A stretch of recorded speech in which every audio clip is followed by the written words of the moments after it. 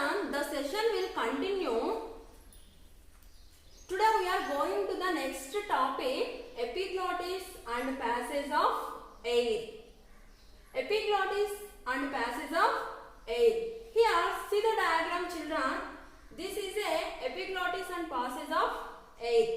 First, air enter in our body through the nostrils.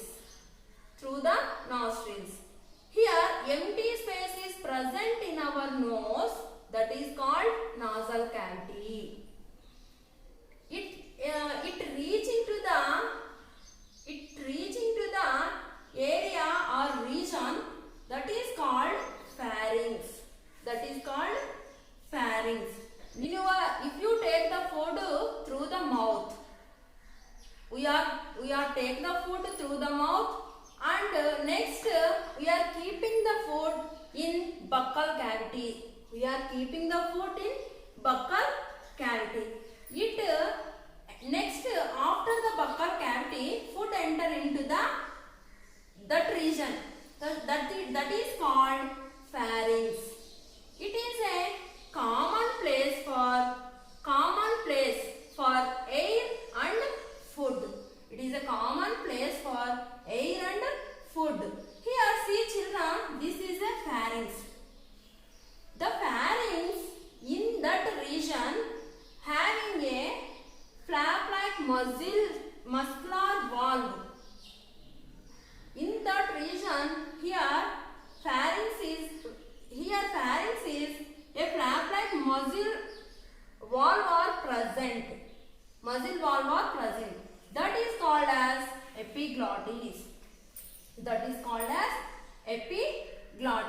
Here, see children, the epiglottis will, in that region, the pharynx, from the pharynx divided into two ways. From the pharynx divided into two ways. One is food pipe. It leads to the stomach. Another one is windpipe. It leads to the lungs. Here, food enter into the food pipe, air enter into the windpipe. This is the epiglottis. Next, here see children, if we are taking the food, epiglottis will be close to the windpipe. Epiglottis will be close to the windpipe. Next, we are taking the air. Epiglottis will be open to the windpipe.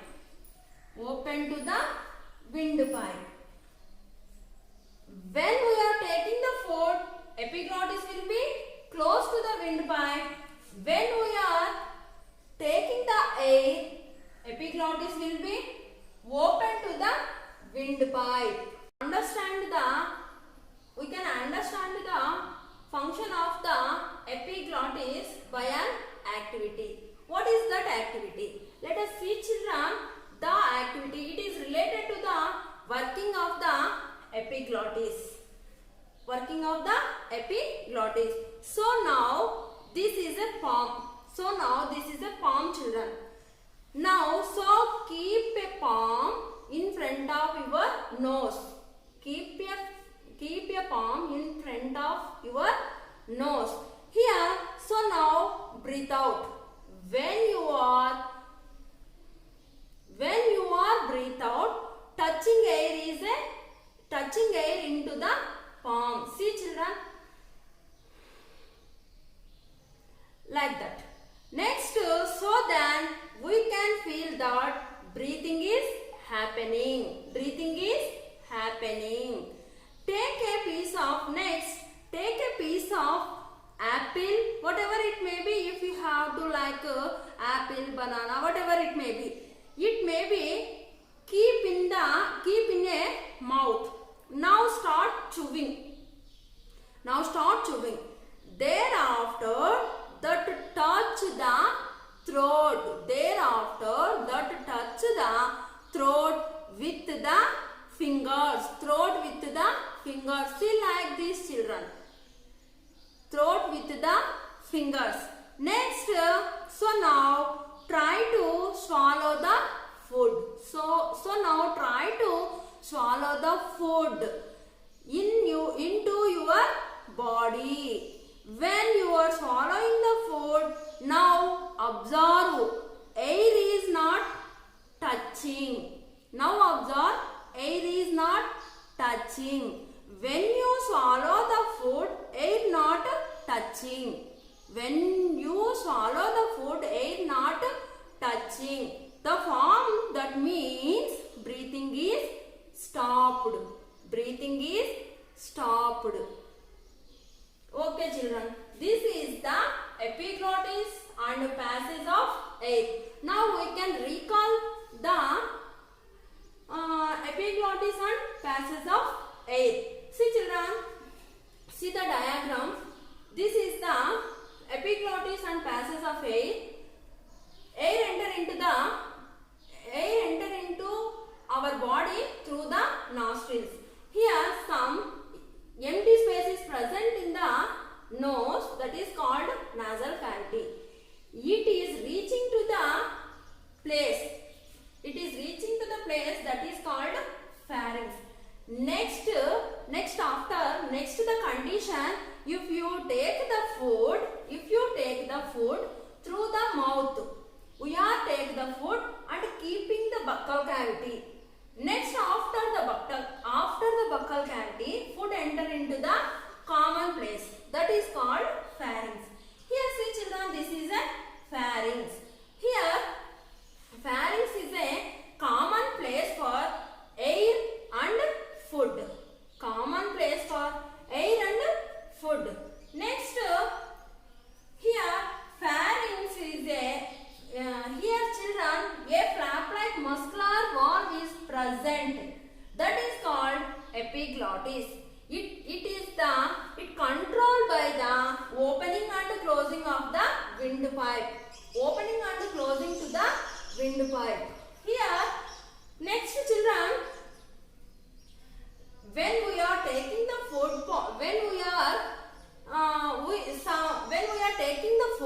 some food particles are entered into the windpipe. What will happen? See children, when we are taking the food into the mouth, the epiglottis will be closed. See children, the epiglottis will be close to the windpipe. Next, when we are taking the air, epiglottis will be open to the windpipe. Epiglottis will be open to the windpipe. It leads to the, here see children, pharynx is a, from the pharynx, two ways are, it is divided two ways. One is a food pipe, another one is a windpipe. Food pipe, it leads to the stomach, windpipe leads to the lungs. Now, when we are taking the food, epiglottis will be close to the windpipe. When we are taking the air, epiglottis will be open to the windpipe. Epiglottis will be open to the windpipe. Here see children, in that activity, the involvement of nervous system, central nervous system were involved in the activity. Here the central nervous system were closing to the epiglottis and opening to the so epiglottis will be closing and opening of the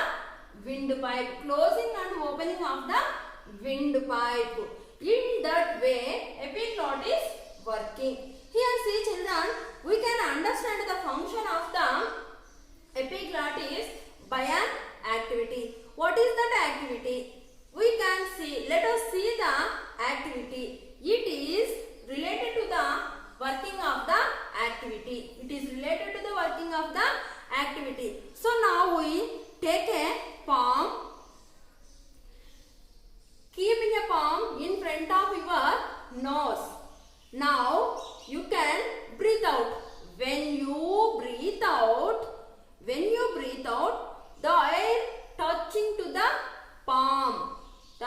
touching to the palm. Next, we can take a piece of apple. Keep in a mouth. Apple keep in a mouth. Now, now start chewing. Now start chewing. Thereafter, that touch throat with your fingers. That throat touch with your finger. So now try to swallow the food into your body. When you are swallowing the food, now observe air is not touch. Now observe air is not touch. When you swallow the food, air not touching, from that means breathing is stopped. This is the epiglottis and passage of air activity. Okay, children. Next we are going to another topic, mechanism of respiration in human beings. Before that topic, we know that about breathing is the process of inhaling and exhaling. The organs involved are mainly the lungs. We cannot see your lungs, but it's easy to feel them in action. See, children, put your hands on your chest and breathe in very deeply. You will feel your chest getting slightly bigger. Now breathe out the air and feel your chest return to its regular size. You have just felt the power of your lungs. The lungs themselves can neither draw in air nor push it out. Instead, the chest wall muscles and another flattened muscles are called diaphragm. Here the children, diaphragm helps the lungs in moving air into and out of them. See how the diaphragm, now first of all we can see the structure of diaphragm.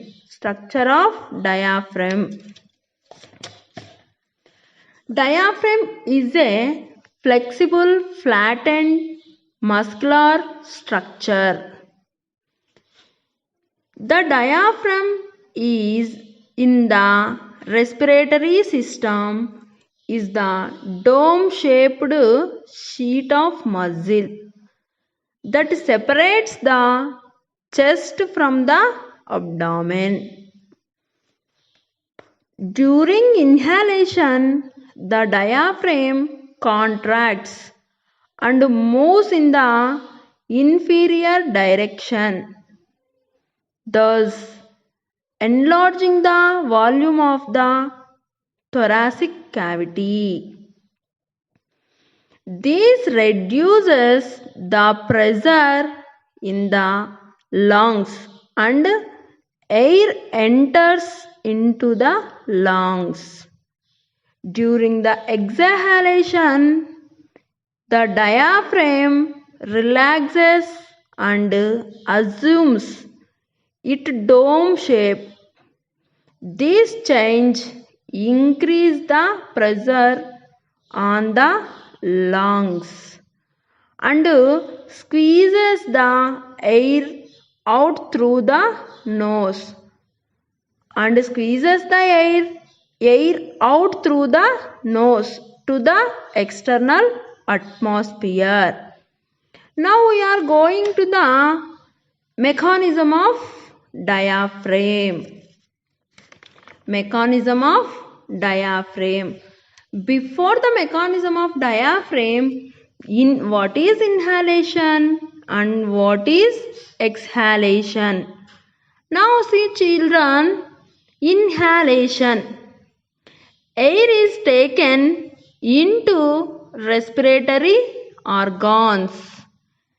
Next, exhalation. Air is sent out of the respiratory organs. That is called exhalation. That is called exhalation. Okay, children. Next, we are going to the mechanism of respiration. Inhalation and exhalation are the first stages in respiration. They are influenced by the movement of chest cavity, rib cage, and chest muscles. Now, what is diaphragm? Muscular wall-like structure which is acting as floor to the chest cavity and facilitating respiratory movements is called diaphragm. Diaphragm helps the lungs in moving air into and out of them. Here see children, role of diaphragm in respiration. The chest wall muscle along with the flexible flattened muscles is collectively called diaphragm. Here see children, diaphragm acts like a floor as a chest cavity is imagined as a room. If you can imagine children, diaphragm acts like a floor as a chest cavity is imagined as a room. When we exhale the air, the diaphragm gets relaxed. During the inhalation, it contracts. Therefore, diaphragm plays a key role in movement of air into and out of lungs.